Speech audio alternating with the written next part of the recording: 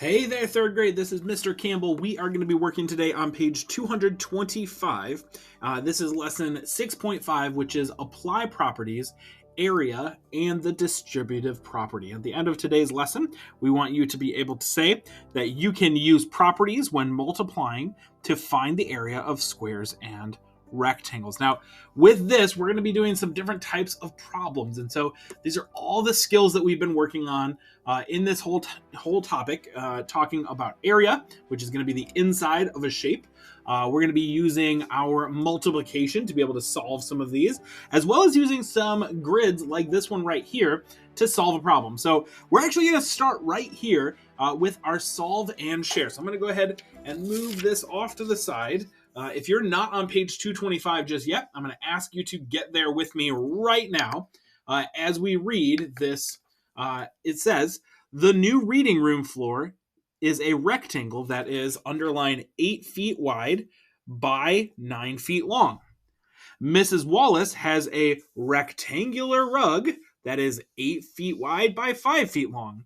What area of the reading room floor will not, underline not, be covered by the rug?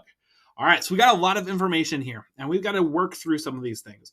The first thing is we're going to use this grid down here to draw the reading room.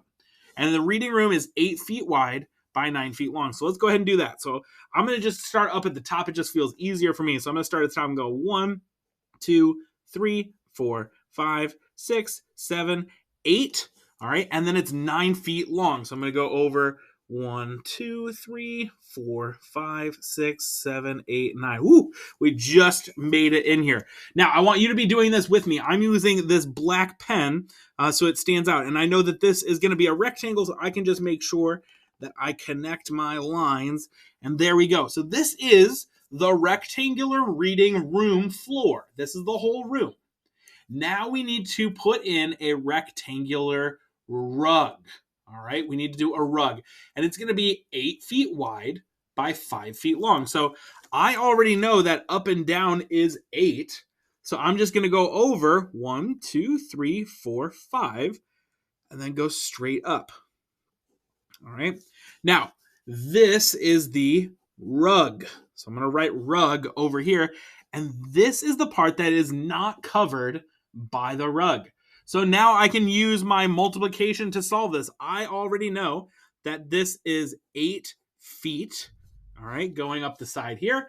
And now I can see it's 1, 2, 3, 4 feet over here. And if you remember from last time, we can say 8 times 4. All right, 8 times 4 equals 32. All right, and we need to put in our label. When we multiply feet by feet, we're asking about the inside, which is going to be these squares. So this is 32 square feet. All right, 32 square feet. So this is what we're working on today. All right, there's lots of steps here, but all of these are things that we've already done. We're just going to start to bring it all together to be able to solve some bigger problems. So let's go ahead and turn to the next page, page 226, and work on the next problem. So here we are on page 226, and if you're not there, pause your video. And I want to just remind you today that whenever I'm writing on here, I'm going to be using a pen. But the only reason I'm using a pen is so it shows up a little bit clearer on our video. So what I need for you to be doing is make sure you've got your pencil, and whenever I'm writing down, you're doing with me. This is our practice, so that way you can start to practice things on your own. It says Gina wants to separate this rectangle into 2 smaller rectangles.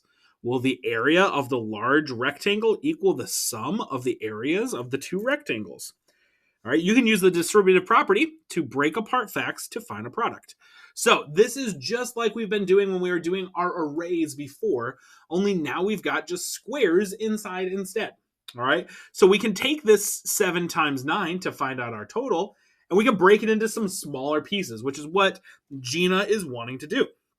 All right, so let's take a look at box B. All right, box B says separate the 8-unit side into 2 parts. And remember, we talked before about if you don't know your 8's facts, you could break it into a 5 and a 3. Remember when we were doing our arrays and making all the dots? Again, it's the same thing. All right, so when we do that, what we're really saying now is we have 7 times 5 and 7 times 3. All right. And that should, if we add that all together, equal what our sum is. So take a look over here. So that's exactly what they've written. 7 times 5 is going to be this light green. 7 times 3 will be our darker green. All right. So let's figure that out. Well, what would that be? Well, 7 times 5 is going to be 35. It's a 5's fact, which is a little easier. And then 7 times 3, 7, 14, and 21. So now if I add these together, 35 plus 21, what is that going to equal? Well, 5 plus 1 equals 6. 3 plus 2 equals 5. So we've got 56 is the total of our boxes inside of here. So that means if I went back to our original problem, what is 7 times 6 or 7 times 8? Well, it is 56. All right. That's how we can use the distributive property. The distributive property tells us we can use our 8, break it into 2 smaller pieces to do our multiplying, and then add it all up together at the end. All right. And that's exactly what we've done. Take a look up here. I just want to point out this equation to you. And remember, equation is just another word for something that we're going to do. So like our operations. So we started with 7 times 8. That was up at the top. And then we said we still had our 7, but we broke our 8 into 5 plus 3. And then what we said was we would need to do 7 times 5, and then 7 times 3, and then add those together. And that's exactly what we did to get our answer of 56. All right. Again, none of this is brand new information. We've been practicing this for weeks, right? But we've got to make sure that we follow the same steps with the distributive property. And remember all of the different pieces of our area models. All right, well, let's go ahead and turn to page 227 and look at our guided practice. All right, so here we are on page 227, and we're going to go to number 3. All right, and for number 3, it says to complete the equation that represents the picture. So here we can see that we had 6 this way and 5 going across. And we broke the 5 into 2 and 3, right? So what did we start with? Well, we started with 6 times 5. So we need to put our 5 in here. All right. Then what did we do? We broke our 5 into 2 and 3. Good. All right. We broke our 5 into those 2 and 3, which is what it's showing us here.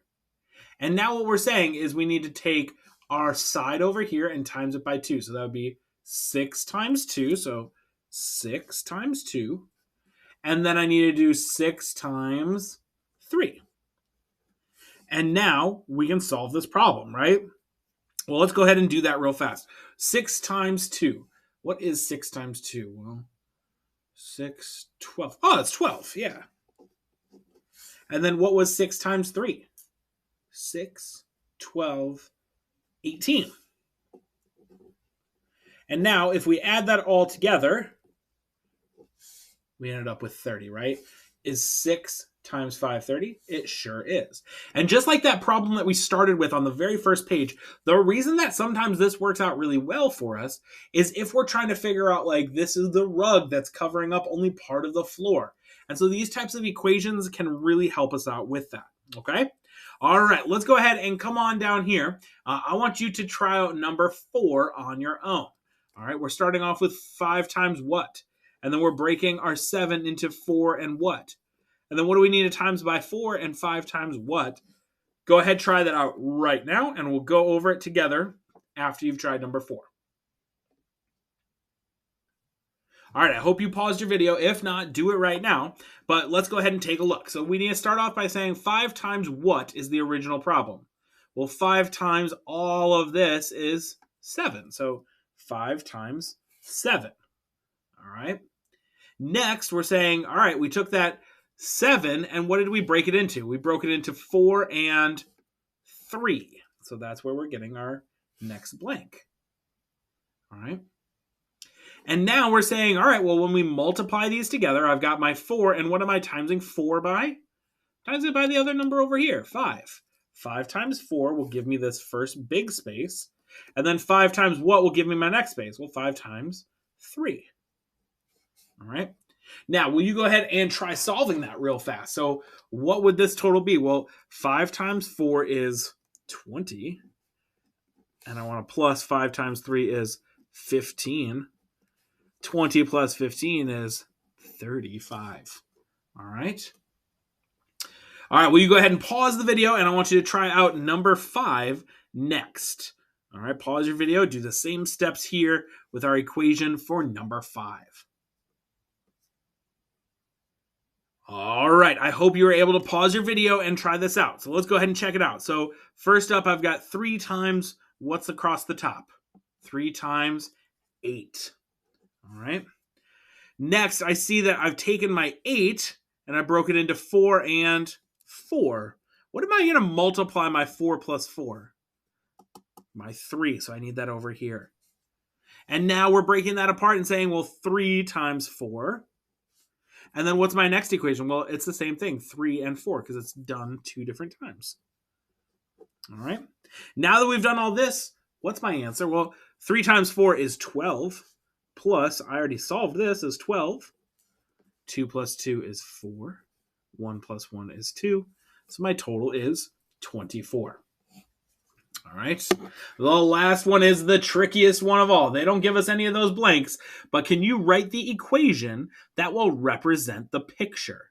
All right. So just like we were doing before, I'm going to look up here and go, what were the different things they wanted from me? Well, they wanted me to start off with the whole side and the whole top. What's on the side? Well, it's 4. So I'm going to say 4 times, and what's across the top? Well, I've got 2 and 4, but if I go up higher, this means the whole thing is going to be 6. So 4 times 6. All right. The next thing we did was we broke our 6 into 2 parts. So my 4 is staying the same over here, but then I'm going to put my parenthesis, which just means I need to add 2 plus 4 because those are the 2 parts there. All right. The last step of all of this is for me then to start to put this together. So 4 times 2, and you see they put those in parentheses, so we're going to put those, plus 4 times 4. Okay. Again, we're following the same steps that were up here. We're just creating it ourselves. Well, 4 times 2 is 8, plus 4 times 4 is 16. 8 plus 16 is 24. So that is how we can solve that problem. All right. So like I said before, all right, this is all things that we've worked on already. It's all pieces that we're just starting to put together to work on these kind of problems. I hope you're seeing that all we're doing is making these boxes and we're counting up those different parts to make our length and height. All right. And then we can create these equations and we can break them into smaller equations that are easier for us to solve. Well, thanks so much for working with me today. You guys did an awesome job, and we will see you next time. Have a great rest of the day.